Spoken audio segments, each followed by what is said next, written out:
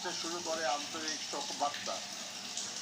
দেশনেত্রী বেগম খালেদা জিয়া জন্মগ্রহণ করেন 1945 সালে। শৈশব থেকেই তিনি পরিচ্ছন্ন এবং পরিপাটি থাকতে পছন্দ করতেন। ফুলের প্রতি ছিল তার গভীর অনুরাগ। পরবর্তী জীবনেও তিনি অভ্যাস বজায় রেখেছিলেন তার ব্যক্তিগত এবং রাজনৈতিক চর্চায়। তাই তার রাজনীতিও ছিল নিজের মতোই সৌন্দর্য মণ্ডিত। ফুলের প্রতি অনুরাগের কারণেই হয়তো সবচেয়ে কঠিন সময়েও তার সকল রাজনৈতিক বক্তব্য থাকত সুশোভিত। 1960 সালের 5 আগস্ট তৎকালীন সেনাবাহিনীর চৌকস কর্মকর্তা ক্যাপ্টেন জিয়া রহমানের সাথে তিনি বিবাহ বন্ধনে আবদ্ধ হন। ক্যাপ্টেনের পরে উনি মেজর। তাদের দুই পুত্রের মাঝে জ্যেষ্ঠ পুত্র তারেক রহমান বর্তমানে বাংলাদেশ জাতীয়তাবাদী দলের ভারপ্রাপ্ত চেয়ারম্যান এবং কনিষ্ঠ পুত্র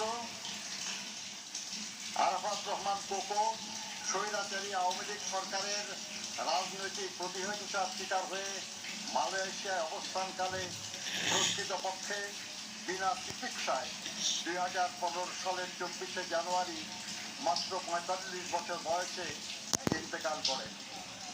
তার লাশ যখন ঢাকায় আসে তখন তার মা দেশনেত্রী বেগম খালেদা জিয়াও ছিলেন তার গুলশান অফিসে সেই একই সরকারের প্রতিহিংসার শিকার হয়ে অন্তরীণ।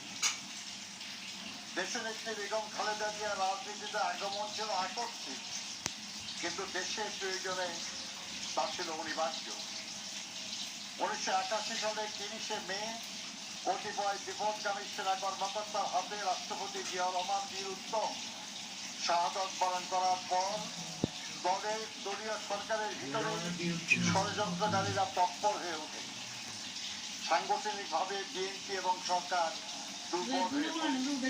সেই সময় দল এবং দলীয় নেতাদের মনোবল অটুট রাখার লক্ষ্যে 1982 সালের দেশনেত্রী বেগম খালেদা জিয়া বিএনপির সদস্যপদ গ্রহণ করেন। শুরু হয় তার রাজনৈতিক জীবনের ক্লান্তিহীন পথ চলা। ক্রমশ দলের প্রতিষ্ঠাতা স্ত্রী হয়েও দলের গঠনতন্ত্র সমুন্নত রেখেও তিনি দলের ভাইস চেয়ারপারসন, ভারপ্রাপ্ত চেয়ারপারসন, তারপর দলীয় কাউন্সিলে নির্বাচিত চেয়ারপারসনের দায়িত্ব গ্রহণ করেন।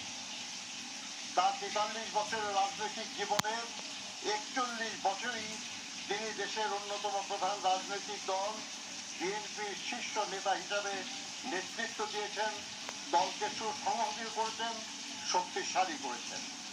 দীর্ঘ 9 বছর স্বৈরাচারী ইরশাদের বিরুদ্ধে অবিরাম লড়াই করে 1991 সালে অবাধ সুষ্ঠু নির্বাচনের মাধ্যমে